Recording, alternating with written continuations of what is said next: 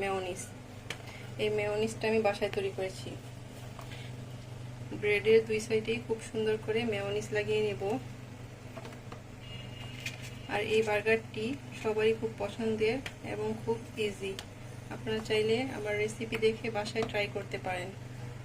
আমার মেয়োনিজ লাগানো হয়ে গেছে। এখন আমি এর মধ্যে কিছুটা চিকেন দিয়ে দিব। চিকেনগুলোকে আমি তাওয়ায় হালকা তেল দিয়ে ভেজে নিয়েছি। এই চিকেনের রেসিপি আমার চ্যানেলে আছে, আপনারা চাইলে দেখে নিতে পারেন। ব্রেডের মধ্যে চিকেনগুলো ইভেনলি দিয়ে দিব।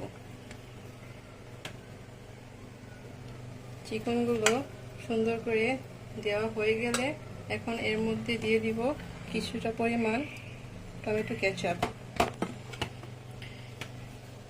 ব্যাস হয়ে গেল আমার easy and tasty burger recipe. ভিডিওটি ভালো লাগলে